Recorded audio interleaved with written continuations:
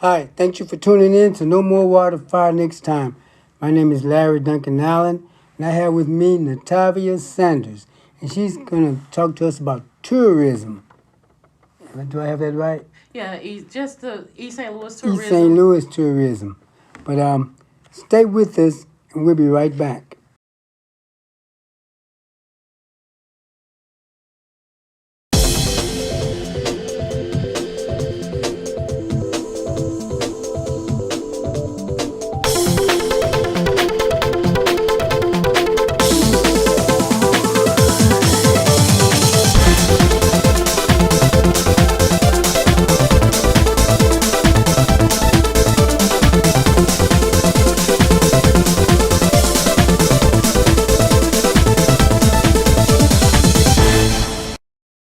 Hi, my name is Siobhan Wilson, and I represent CDSS, and I want to tell you about our Parent Mentor Program.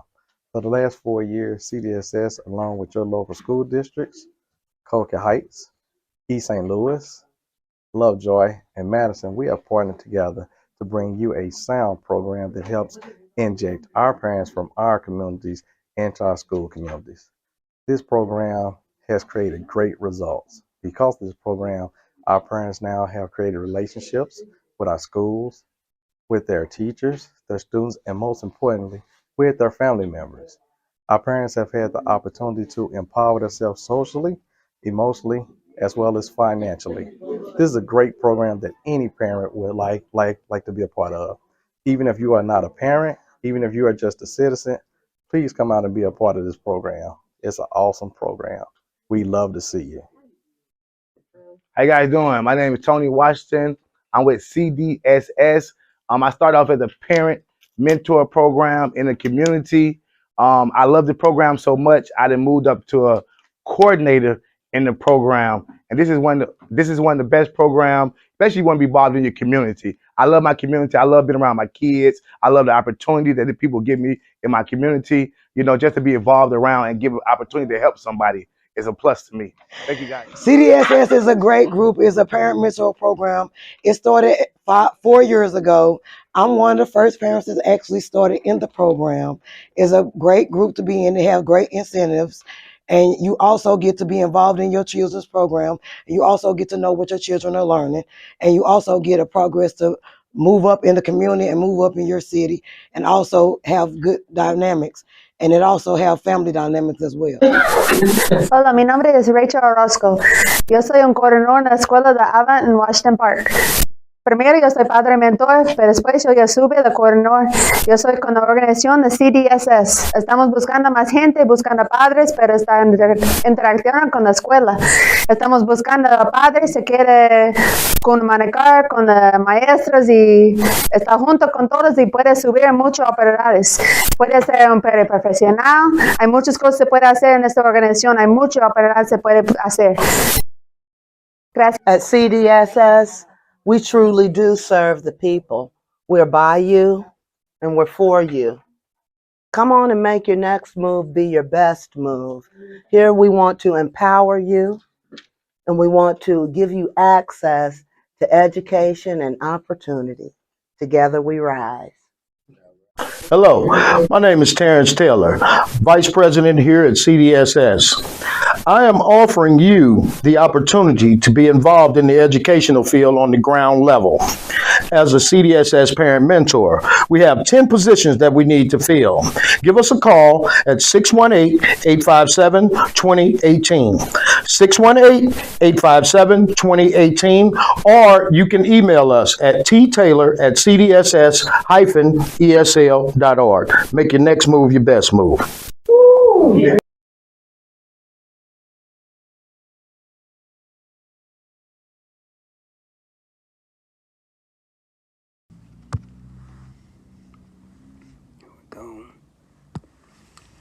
Okay, thanks for staying with us. Now, Natavia, could you, again, my guest is Natavia Sanders. She's here to talk about East St. Louis tourism. So tell us about your project. Well, first, let me just first introduce myself. My name is Natavia Sanders. Actually, it's hyphenated. It's Mobley as well. So yeah, give us a little married. bio about yourself. Okay. And just want to share a little bit about myself. I am a cultural activist and a community organizer as well as a freelancer. I have worked with various leaders across this East St. Louis community as well as in Savannah, Georgia. Just anything that impacts the community, I love to be a part of it. So I've done a lot of impactful work, and I would love to continue to do that impactful work. So wherever the community is, that's where I want to be. All right, I'm done with that part. As far as it relates to East St. Louis tourism, I've been studying tourism for quite some time, for probably about a decade, going back and forth between East St. Louis and Savannah, Georgia, trying to understand how Savannah, Georgia created such a huge economy around tourism and really has brought in a lot of revenue for their community, and wanted to understand how we could be able to do that here in East St. Louis. There are several organizations here in East St. Louis that are working towards that. I happen to be part of one of them. I'm a board member of the East St. Louis Arts and Culture Coalition, who is set to try to help create a cultural district here in East St. Louis to be able to uh, just capitalize and highlight all the different cultural aspects within that district. So I don't want to give too much away right there, but I'm ready for the questions. Okay. So, where do you propose to have this district at? Well, the plans, it was a sale plan. So let me give you a little background history with that. So there was a nonprofit organization that came here back in 2015, I think, and they had a grant which was called Our Town Grant, an NEA grant that allowed them to be able to help collaborate a bunch of people and be able to identify cultural assets within the community and say, oh my goodness, East St. Louis is just rich with all this culture. You can definitely create green spaces and different things around these different cultural assets, which they identified at the time. Catherine Dunham House of Miles was being renovated. The JJK, Sunshine, like all of the names that we know. And they're just like, okay, well, you can definitely create a cultural district, be able to create green space. And the plan was just beautiful. Again, that plan came through the SAIL organization, SAIL acronym standing for Creative Exchange Lab. And they worked hand in hand with what became after that project, ESLAC, a nonprofit that formed. I'm actually one of the founders that helped form that. We have lost some of our members since then, since the formation of it, but that hasn't stopped us from continuing to advocate for that. Recently, the city has taken a grip on it. We've went through 3 mayors. Originally, Mayor Hicks, she officiated the quilt that was made by Edna Patterson Petty, which some people probably have seen that quilt in the city hall and probably didn't know what it was or what it meant. But it was highlighting, that quilt is highlighting all the different cultural assets at that time that was identified, and how we could really capitalize and create some kind of economic engine for the community to help bring revenue. I'm going to stop right there. I know down Pennsylvania Avenue there's a lot of around 1100 to 1600. There's a lot of old like mansion houses Oh there. yeah. That is my Victorian homes, but it's a name, that particular area, and I can't call the name, but Miss Laverne Baxter is over that neighborhood association in that neighborhood, and they are looking to help revamp that area. Actually, the areas from the Lansdowne area, which is like Jones Park, actually the Roosevelts as well. I guess you can include that all the way back to downtown. So there are a lot of plans that's being put in place that will help once tourism come, help bring that economic development that needs to happen simultaneously with that. Now, if you can get this going, how would you advertise and and get the people around, to see. Well, there are people again at the table. Various groups are working. Like I said, Eastlake is one of the one that have helped collaborate. So there are certain representatives in our Eastlake group, like a representative from House of Miles, representative from Catherine Dunham, representative from Eugene Redmond, Writers Club, and so forth. Community organizers such as myself, I sit on the board, and a few others. I have someone that works for the school district, and the board members vary. So there is a collaborative group already working towards that particular cultural district. But there is a whole lot of other work besides that cultural district. Now that the city has kind of adopted that aspect, so that's kind of moving. I think there was an application already put in place to the state to try to officiate that designation through the state. But beyond that, there is still more work to do as it relates to tourism. And the main thing that I wanted to speak on tonight is the need for sports tourism. Okay. So, understanding that there's a need for sports tourism, we always talk about us being the community city of champions, but we have yet to really capitalize off the champions and be able to bring them back home. We definitely know that Jackie Joyner is here and present, and we love her for that. But there are some more that I would love to see come around and collaborate to actually help bring sports tourism to this community. Sorry about that. That's all right. I always tell people to cut their phone. And it was you. And it was I understand. me. It's totally okay. Yeah. And I know that you are a big sports. That's why I like contacted you, because I know that you are really big on sports, because you spend a lot of your personal time going around capturing in the games, and I know you're enjoying it all at the same time, because we really have really great athletes season after season. So, Yeah, and see, I hate that the old Parsons Field has been torn down. That would have been a good sports tourism, because that's where Parsons Field. Wait a minute. that's where Eastside used to play at, right around Lynch. It's in the Lynch area around before, but part of it is just right behind Jackie Joyner Kersey. Oh, okay, the Parsons Field. Okay. Oh, yeah. Okay, so.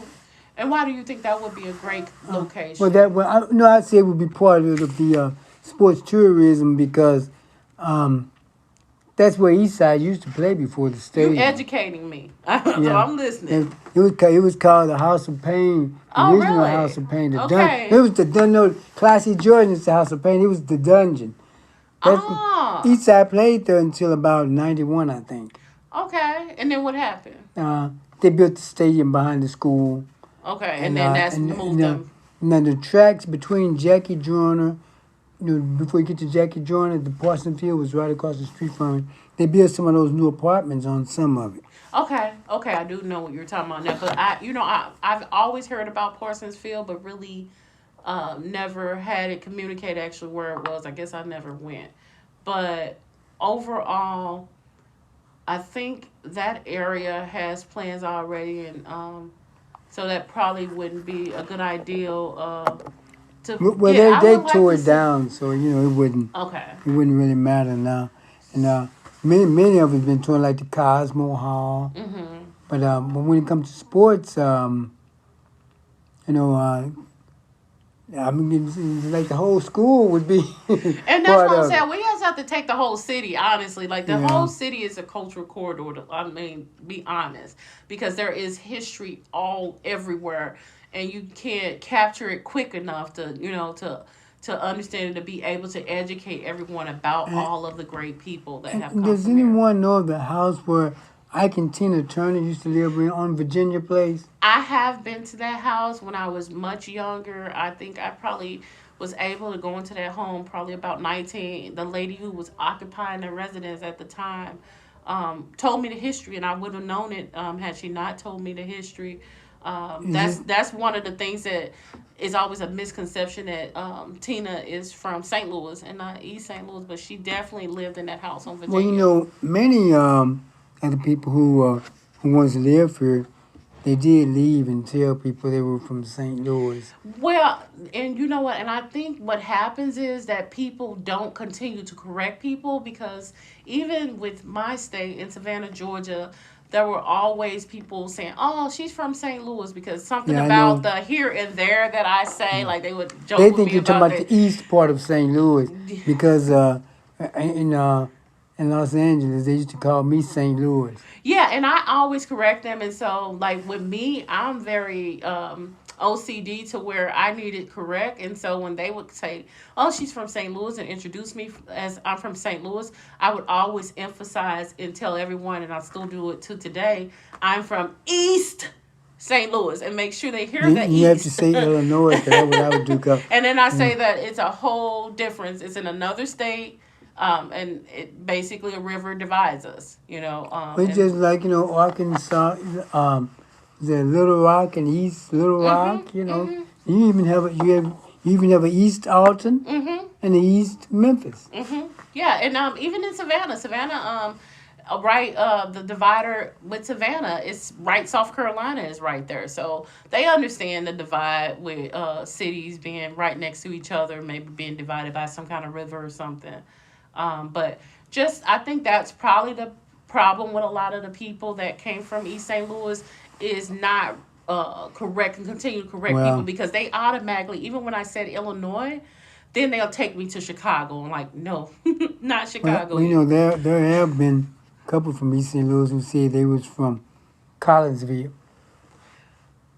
Interesting. They didn't want to claim it was a basketball player. Uh-huh. He went to the NBA and he said he went to Lincoln. Really? But he said he was from Collinsville. So would that basketball player last name happen to start with an E? Yes. Okay, I didn't know that was so, but that's actually one of the people that's on the list that I was considering reaching out to be able to pull together sports tourism here. Now you take like Darius Miles. He's quick to tell people he's from East St. Louis. Yeah. Darius is very proud of where he's from. He's definitely one of the very visible ones. And Jackie Jordan Kersey and Don Harper, she's proud of where she's from as well. So we have those, but there are so many others that. But most are though.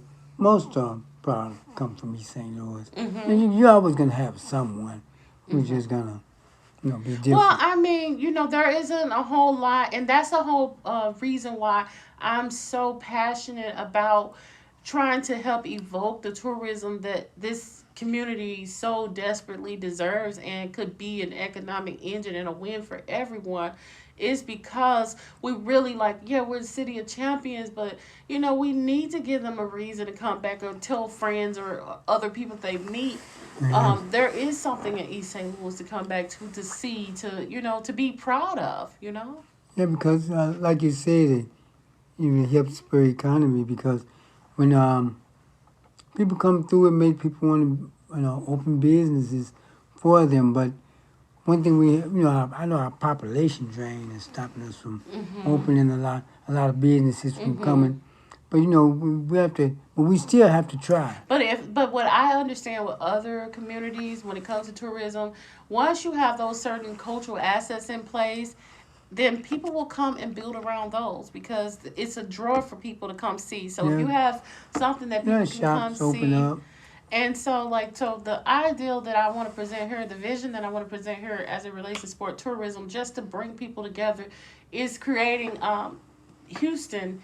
Houston has a sports walk of fame and museum and everything as well, but if we started with starting with a sports walk of fame, and I do have a couple ideas of locations that it could be, but I won't get off into that. But just bringing them around that ideal and all the different people who would make up that sports walk of fame, and names would be there. It would be 24 by 24 squares, and whether or not we put a star or whatever, whether or not they're famous for basketball Do you have or football. a site in mind for that walk of fame? I do have a site in mind, and I actually wanted that person, the owner of that site, to come with me tonight, but they told me at the last minute that they didn't feel that they were ready to come and speak on that, and just gave me well wishes on that. So because they didn't come personally, I don't really want to Okay. say Rather let them directly speak on about where to cite. But let me tell you Okay. this part.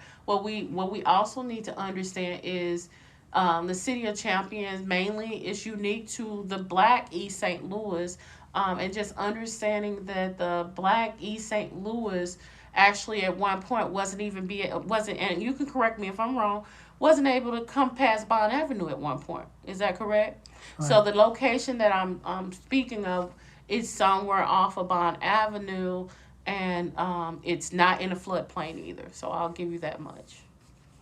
And as you said, I like the sites that you're mentioning because, see, I know a lot of people, they like to mention the Majestic Theater.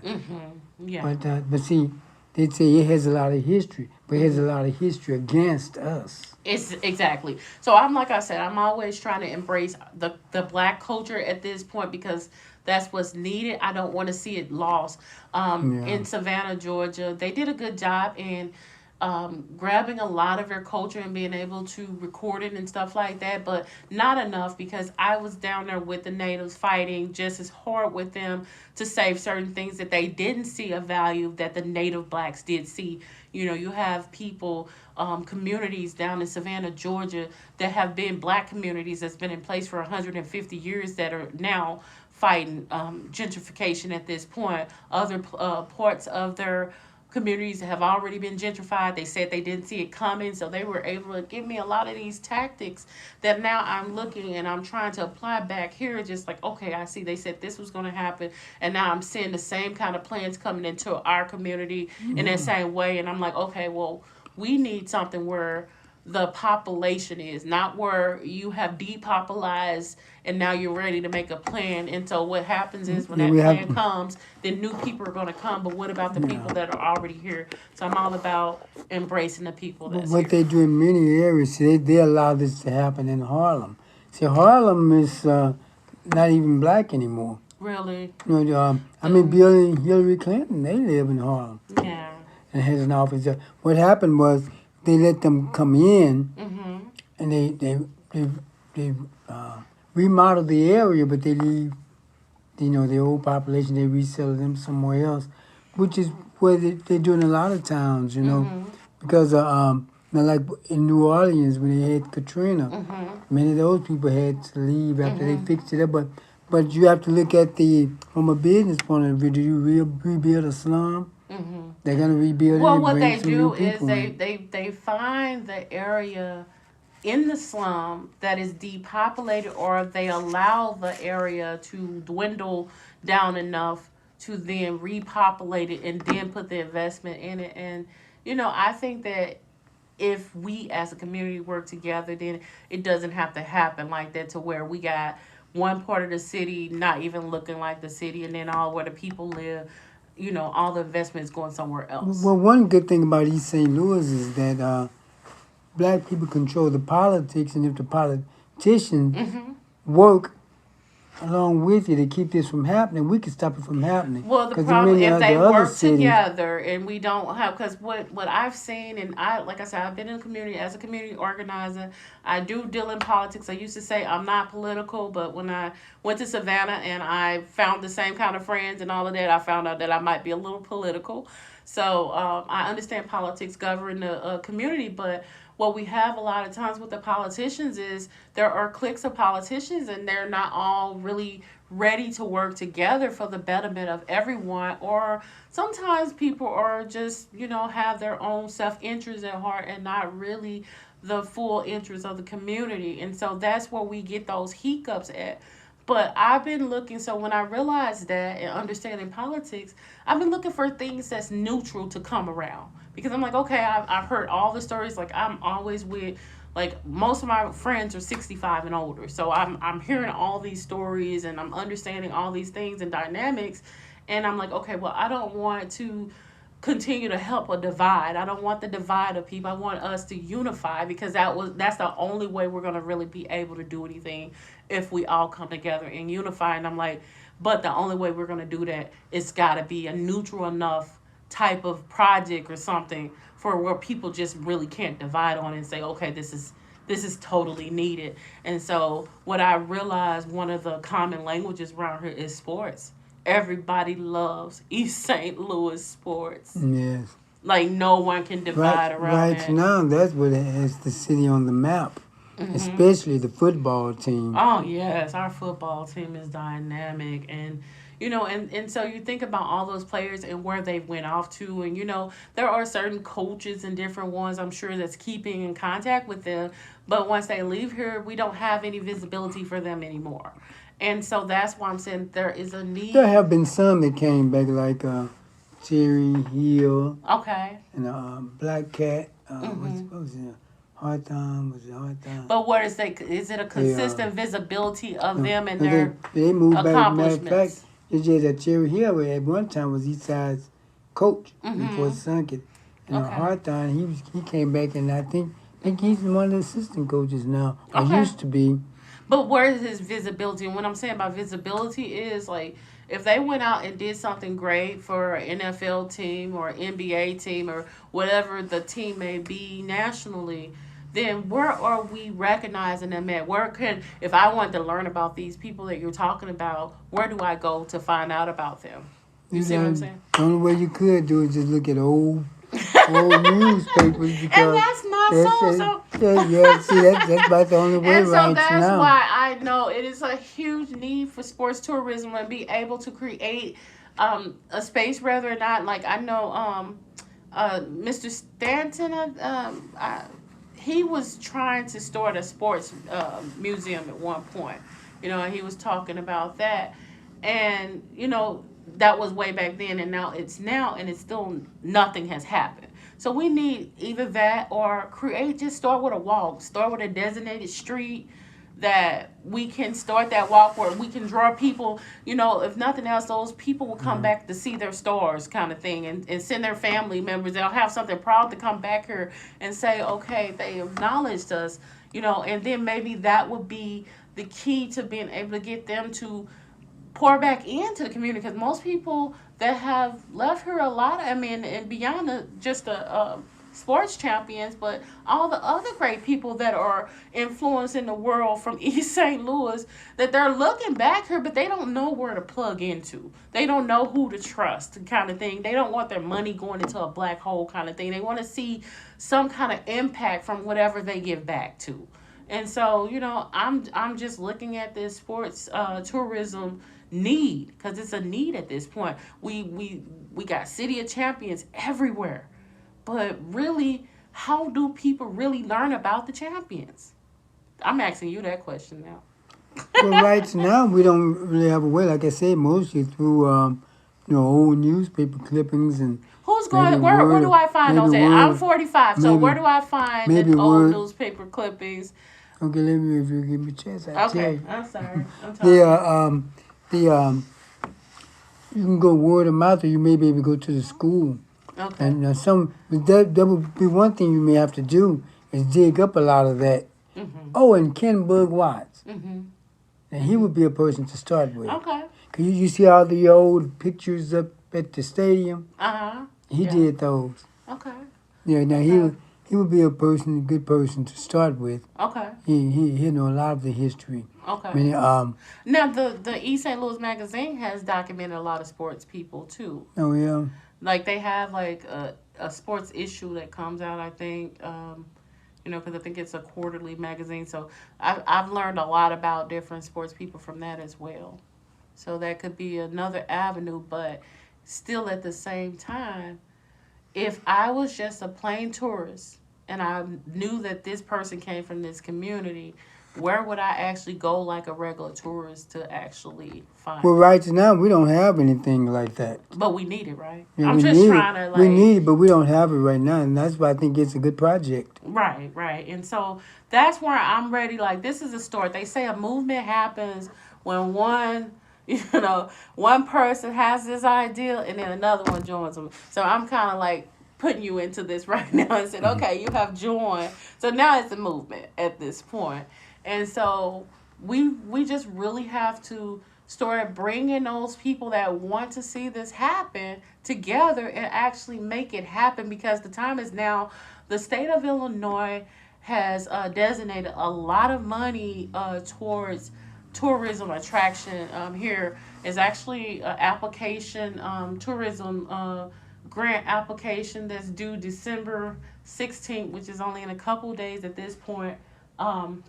That money could be applied anywhere from, I think it's 15,000 to 500,000. So the state could have easily funded this, and usually when I see these grant applications, the state usually somehow creatively, if they don't like disperse all the funds, they creatively create something else for you to apply again. So I'm hoping we start to talk about this, and then the next time around, be really able to apply for Is it there and any actually do some other stuff. grants or funds besides the state that That you can apply we for? would have to look for them, but I know that some things would qualify. I haven't really intentionally dug for those yet, but that's what I plan on doing in the next few weeks. Is You know, looking for other. Because you can also check into federal grants also. Yeah, definitely, and it's like a no-brainer, because I just, just us talking these few minutes, just knowing that there's a need, because we know that there are so many great champions that have come from this city that we don't have anything displayed in the city for people to learn about them. Right? That's right. You know Victor Scott. I don't know, Victor. He played for the. He won Super Bowl. He has like maybe 4 or 5 championship rings with Are you for real? San Francisco. From here? He's from here, from San Francisco and Dallas. He Okay. played for both of those teams. Okay. When he was winning champion. He comes back regular. Matter of fact, he went to a couple basketball games with Nick Cannon and I. Right. Okay. Yeah. So he comes back regularly, and so Oh, he's he coming he back, but lives we in- don't. Do we I do think he anything? lives in Dallas now. But he comes back to the city and You know he just what? connects with sports He people. connects because we had a thing for there was a thing for him out in Lincoln Park about a couple of years ago. Okay. Oh, so you guys Yeah. did acknowledge what happened Yeah. during that time? Well, he just came. It was like a little, little party out there in Lincoln Park. I think I have some footage from that. So do you think he would be one of the ones, if we were to create this this champion walk, is what I'm visualizing it being, and being able to start displaying, would he be one of the ones that we would put on that 24x24 Oh square? yes, cause he's definitely one. He's very well done. He'll come back because he comes back all the time. And and that would be something that he could be proud of and be able to send others to come and check out. Yeah. If we were able to do that. Okay. Yeah, he would. Anyone else you can think of? Let me see. Let's see who else. There's so many. Well, you know Luther Well, we Burden. know it's Jackie Jordan Kersey. Well, you know Luther Burden. He goes to Mizzou right now, and he's well known, and he's I don't know He him, just but- left Eastside a couple of years ago, but he has his own potato. Now in sports, they can make money now. You say he goes to Mizzou? Yeah. That's the Right. same college that Conzo Martin Yeah, was coaching. he was coaching basketball, but Burden, he was a wide receiver in football. Okay, so football. And now he has his own potato chip line, Okay. and he's doing commercials for Kaufman and Townsley. Okay. And he's from East St. Louis. He just graduated a couple of years ago. Okay. Yeah, and see, those are, and see, I don't know that, but I would love to know that. All I know is that we always talk about the City of Champions, but there's really no place to really go and start looking at all the different champions that have been, bred from our community. And I just want to really see that happen in whatever way. Just start with, some coaches and different sports fanatics that, around the city. Bob Shannon, it would be good to. Oh, yeah. include Someone gave him. me his name as well. Yeah. And Lewis, Coach Lewis from Lincoln. And he, Benny Lewis. Oh, yeah. Then they just recognized him. They just had like a big thing for him. Yeah, I recorded that. And Okay.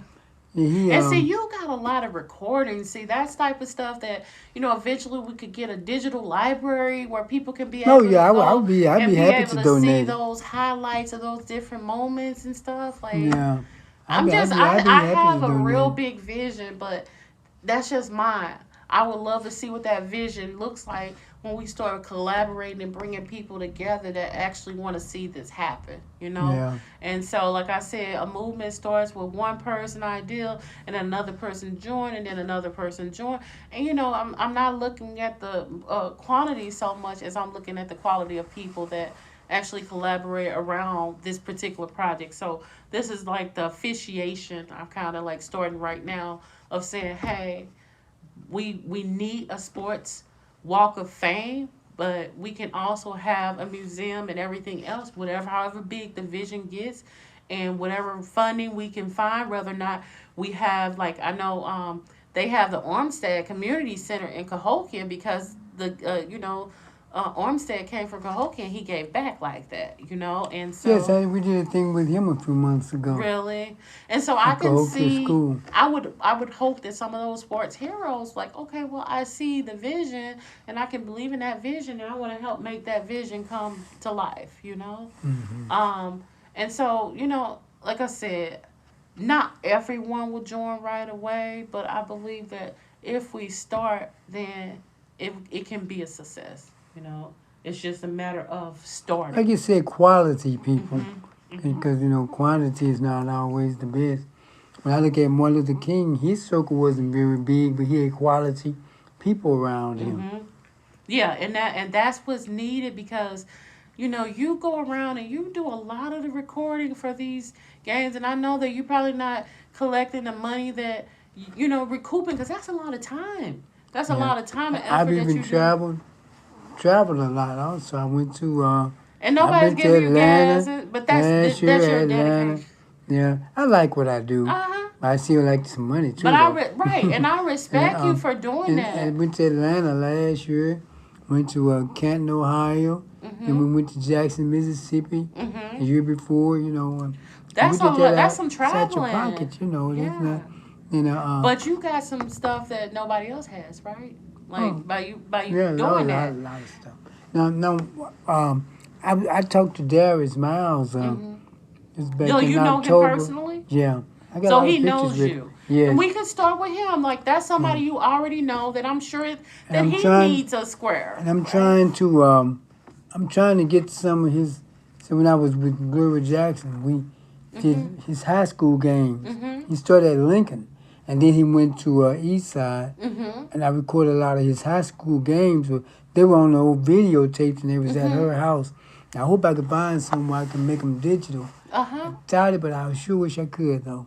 Right. Because I recorded all of his games when he And was at that's so Eastside. exciting just hearing about that. And I'm that person that I would sit there and watch that type of stuff because it's history, right? Like, Yes, he's and we don't record enough of our history, but then we don't make it available either. So, you know, I would hate just see your collection not get used. Like, yeah. and so something like sports tourism, being able to propel sports tourism, would give an avenue for all of those recordings that you have, that you have, and some you have out online, it's your copyright and all that, but be able to have a broader audience viewing it. Well, yeah. I would,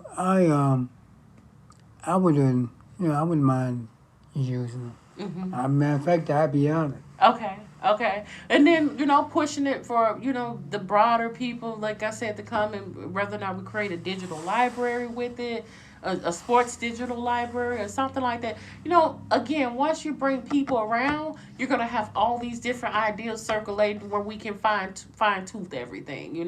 But right now, this is just a note that we do need sports tourism here. We Yeah. do need something to bring and draw people here to understand, because didn't they just make an 89 Blocks movie? Yes, So what happened with that? Do you that know was it? produced by LeBron James. So what was the point of producing it?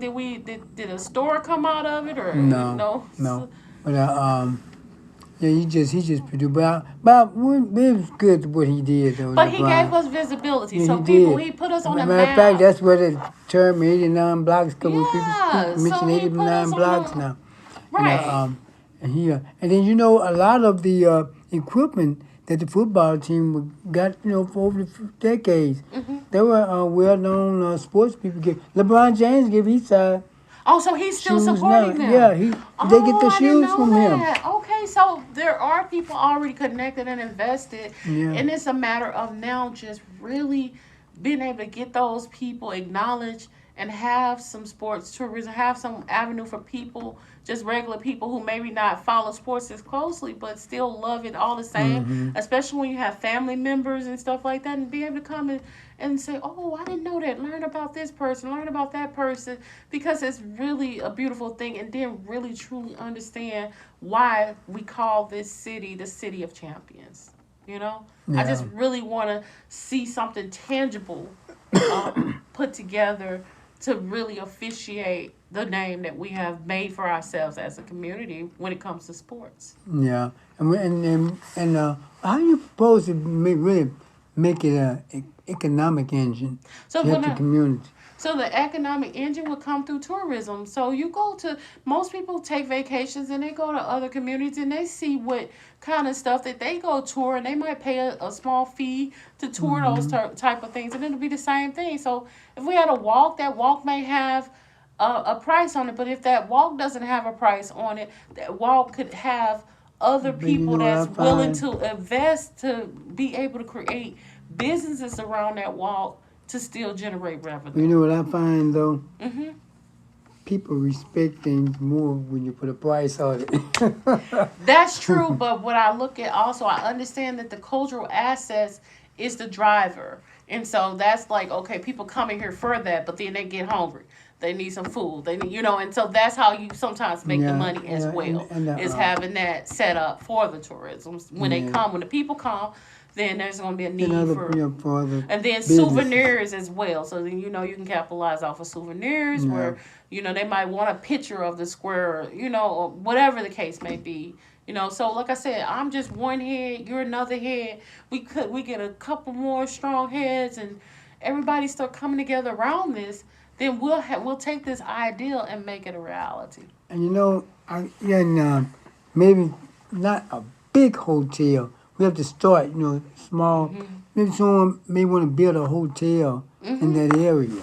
It could be anything. I don't know what it could transpire to, but what I do know is it's greatly needed. Something's needed where people can come here and learn for real about the champions. Yeah, That's all. That's all in my spirit. I was up half the night thinking about this interview, and I'm like, do I prepare something? I'm like, no, I'm just gonna speak from my heart, just and speak we're gonna about you. talk, and we're just gonna have a conversation, because I'm just like, all I know the drive is we need to understand who the champions is. People need to learn about these champions and how do they do that, and so that sports walk of fame, and then like I said, I didn't even have a name at first, but it was like champion walk.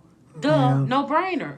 And if okay. that's not the Yeah, I'm name when we I'm for I'm collaborate. for anything like this that's gonna help the economic base, and I think it's a great idea. Okay. Yeah. Well, at this point, it's you and I that's starting. I do know that there's a few other people that I have talked to that when I just rang the bell in their ear, they was like, "Oh, that's a good idea." We'll pull those people to the table. We'll pull some of the people that are actually the champions to the table with us, and then we'll just start to rise from there. Eventually we will have to, get with the politicians and get some kind of support from them at first, but I think that just being able to pull just some people that want this together to be able to then fuel it and show the need for it to legislators, because I mean we might have to legislate some things. I don't know. I don't know what to be expected, but I just know we need to start. I know it. Yeah. I know we need to start. There is all type of plans going on all around the community, from the riverfront, um, everywhere but the 89 blocks. To be honest, Yeah.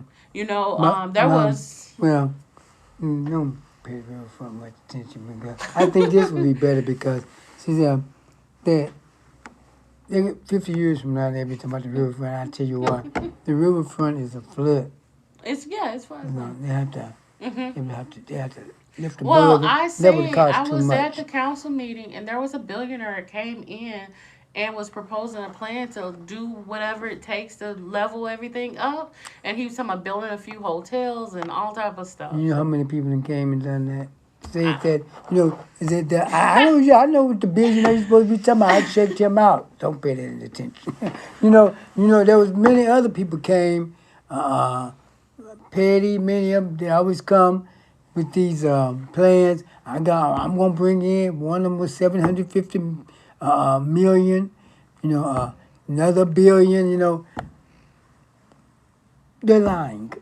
I just say it like it is. I tell you why I say that. When you're spending that type of money, you bring it in where there's already something going on. That's what most do. See, because East St. Louis has a dwindling population. People will not invest that kind of money in a dwindling population. Well, now, one of my things has been we need to find a way to boost our population back up. And no one seems to be trying Well, to. the tourism, like I said, the plans that I've seen right around, because Route 66, Port of East St. Louis, the Route 66, Port of East St. Louis is right around, 10th Street where that little circle, where the welcome sign is. That's our Route 66. Did you know that? I didn't know. Oh, yeah, because it goes down there by And then they Ninth built Street, they built that down Ninth Metrolink Street. on the other port of Emerson Port. Metrolink is part of the Route 66 that Oh, yeah. somehow I didn't know they that. were allowed. I didn't know And about so I heard some gentlemen at the Planning Commission meeting a couple weeks ago come in and talk about building smart houses along that, and even suggesting that they would move our welcome sign somewhere else so they could build houses all around that Route I'm for 66. that. But they were talking about smart homes, the ones where you just touch, key in something. It was pretty cool, but that's Route 66. We haven't got, as a community, got a chance to capitalize off of that. But I tell you, though, if it's for bringing people back, I wouldn't mind moving that sign. And we need people with young people with children. Right now, we have an wasn't older. conducive for. They were saying this would be targeted single people because they were. I think it was 2 bedrooms, And 1 see, bath. and see, so- that's that would be great. But we also need homes. We need to attract some more people with children here because we can barely. But when we fill our create that schools. pride, like I said, that's what I'm talking about, like the sports tourism, all the different tourism that is being evoked. That's going to invoke pride to where people have a reason to want to stay, and because they have and these. see the people, the young people with children, I would try to find funds to maybe pay them to come back. They've done that in some places. They paid the people to come back. Oh yeah, and we may have to But do that usually because those places have jobs for those people. When they pay to help them move to their communities, they're moving to their communities with a job. I even seen now what they're doing also. I seen them pay people that had remote jobs that their jobs they worked out of their home, so it didn't matter where their home was, and they were actually attracting maybe people to like target that. those. And see, sometimes if they live work like in Belleville, that wouldn't be a very far commute. But they have to. We have to build those type of homes though, because I remember, years ago, maybe about 20 years ago, they built a lot of new homes in East St. Louis. Most of those homes was bought before they even built them. So if they build them, the people will come. Well, they're building some, and they have plans to build Oh others. yeah, I heard Matter of fact, some. also I heard in the planning commission meeting, a new thing that they're doing now is using those containers for homes. So they proposed building container homes like on 13th Street, the good side of 13th Street. Did they change? Did they with the politicians? I think they're gonna have to change some ordinances to do that. Because in East St. Louis, I don't know. I was just listening at the I planning tell you commission. why. They may have to try to get the ordinance changed because in East St. Louis you can't have any type of mobile home or container home right now. Right. But they have to change it because we need to get something done. Yeah. And then that's why I'm not really for them not allowing mobile homes. Because they're not allowed in East St. Louis. Well, I think they just need to find the right spot because, like in Belleville has a ton of them, but it's more in the back of Belleville. Like they strategically have them placed there. Like it's just not on their front street and stuff like that. But it's But they have a lot of mobile home parks too. And I think maybe we could use something like that. Get people to come here because we need to build this economic base back up, and you need people to do that because. Right, just like on 25th Street, when they built all those they built that center down there. You know, other communities, even the black communities in St. Louis has miles of that, and it's all full. You can barely keep those stores in there. The one thing that also came up at the planning commission is the property tax is very high here, Yeah. which the majority of it is going to the school district. So maybe if we can get the school district to help reduce that property tax that they're receiving, that's kind of stopping people from building, because like with the property tax and everything else that goes along with it, just really makes that mortgage Yeah, really because expensive. there are people who had $600,000 homes in O'Fallon who wasn't paying as much as many of the people down here was paying. You know, and you can, and a lot of people try to stay, but so, you know, get to the place where some people just can't hang in there anymore. So I think if, you know, I know that our time is But rolling. look, our economic base, we have to stop destroying it also. I tell you why. See, East St. Louis was a club town. They were building more and more clubs, you know. Well, that's why they call it East Boogie, right? Yeah. and they had them downtown Uh-huh. here. But then one of the senators from, because there was some murders. And black people, we have a bad habit of doing this. We want to please look good in other people's eyesight, so we'll take extreme measures to make less people see we're doing something. And we'll destroy our own economic base because of some troublemakers. Because see, over in St. Louis, they're having that problem St. Louis used to have. They're having people had some murders downtown and trouble, but they're not going to destroy the economic base because I tell you what they said, we're not going to destroy the good for the other citizens over some people who's going to kill each other anyway. But that's what it is. But I don't take lives that lackadaisy, you know. But if I say you don't destroy your economic, you find another reason, another solution. Because I tell you why, most of the murders, they weren't happening in the clubs. They was happening at the Arab, or as we say, Arabs, service station in stores. And you know what? They didn't close them down. And you know how they would close a club down and stay closed for a week while those Arab service stations stayed open even while the investigation was going on. After murders and stuff? After it was going on. But why they, excuse me, they didn't close at all. But the black business is closed. Right. And it had to stay closed for maybe a few days, you know, while, you know, and then open back up. But see, we have to stop mistreating our business people for other people, because they're taking their money back to where they live. Why do the Middle Eastern people have all those businesses and we don't have black owned? What happens is they're all part. There's this billionaire, I think his name. What's his name?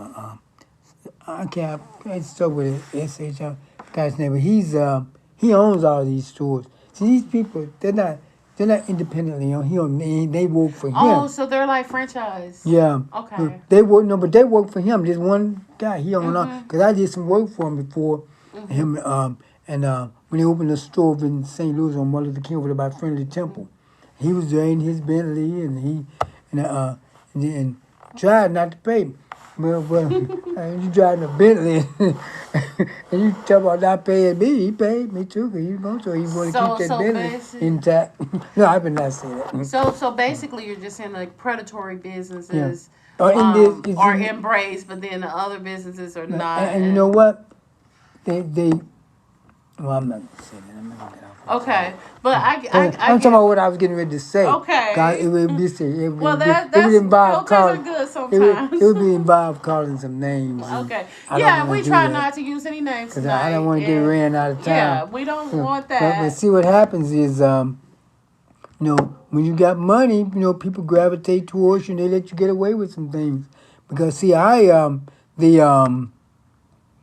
like I said, this one guy, he owned all of these service stations, the BPs and all, and they all work for him. A lot of people think that, oh, this guy he don't know they all work for him. Got it. Got a fly flying around. All right. And so so basically, it's not multiple owners; it's one big owner. One big owner. Okay, that makes there sense. may be some independent ones in some so areas. we really need good but the business majority practice. of them, but look, the majority of them are owned by this one one Arab, but we need to sort of not sort of, we have to give our people the same in business, the same Embrace respect that we them the give same way. everyone else. I mean, don't mistreat your own for others who are going to take their money back to their communities. Right, and embrace them and actually use black business. 'Cause I know sometimes black business have to close because a lot of people don't even support them. Like they don't go and they don't utilize and stuff like that. So Well, see, I even when it comes to the sports, especially football, not really basketball, there's this channel because NFHS they have a channel. They're giving all the schools equipment, and so they broadcast. All the schools are broadcasting on their channel, and I see what we have to do. See that we ruin our. Now I used to have a contract with the district. Now they have them to do it, but you ruin your local business, man. See, one thing about black people, we can't afford to do what everyone else do all the time. We have to embrace our people and let our people work. Now I even offered to hire some of the kids, at the school. like an apprenticeship kind of thing. Yeah, and have them help film the games with me, But It didn't happen. they went along with it. Well, I'm just going to tell you like it is. I used to have a white guy who was my announcer. I usually have a contract then. I guess they thought he was the boss. After he died, I haven't had a contract since. See, they thought he was the boss. And see, that's what we do to our people. We coddle everyone else, want them to come. See, many times it's the influence that we've been through because we think that when our people have something, it's not worth as much. And it just is diminished. And because I know, even in politics, when Barack Obama became president, the Democratic president, the presidency is not, the Democratic presidency is not seen as valid as it used to be by black people. And I tell you how I said it. Since Obama was president, more black people have started voting Republican. 6% of black women voted for Trump, 12% of black men. Go figure. Well, and Trump, that's a whole nother show. So I mean, that's even getting past I would love to come Republican. back and have a show on Trump. But we just had to show how they started voting Republican after the black man was in. Yeah. And they said But in that defense, I hate to get off the subject, but you got to understand that even Martin Luther King was a moderate Republican, and a lot of people don't understand that, and they don't credit that. Oh, you're looking at me. No, I'm listening. And so you got to understand the moderate Republican from the conservative as well, and Well, you know what happened? The at that time, there was still some black people voting Republican because black people used to vote Republican. I know. But then the Republican embraced the conservative movement. And then when the Democrats started putting together social programs that helped black people, many black people started voting Democrat. But now, I voted Republican on the state and local level, but I'd never do it on the national level. And the way they are now, I wouldn't vote for them for dog catch. Well, I'm not going to get to politics. And we getting off into politics talk, but I'll share this part. I was down in Savannah, so like I said, I do politics. But the one thing that we did that actually helped Biden get in, because otherwise we wouldn't have Trump as president had he not taken Georgia. And he was saying that we cheated in Georgia is because one thing that they don't do down there that we do very well here in Illinois, run absentee ballots. Well, we ran absentee ballots during the pandemic year because it was the thing to do, right? And so that's pretty much how Biden got in with all them absentee ballots. And what I don't, this one says about the politics, they say this is the world's greatest democracy but we don't have one man, one vote. How can you win by almost 8 million votes? And 45,000 votes the other way, the other person could have still won. Through the electoral college. I know. And nobody will even talk about getting rid of it. They need to because Hillary Clinton won. Everybody always talk about that. Did you know the last few presidents didn't win the popular vote? Obama did. George Bush didn't win the popular vote. Republicans, see the country is tilted towards helping the Republicans win because the Democratic Party is larger. Right, right, And the right. electoral college is tilted towards the Republicans. Mm-hmm. Yep.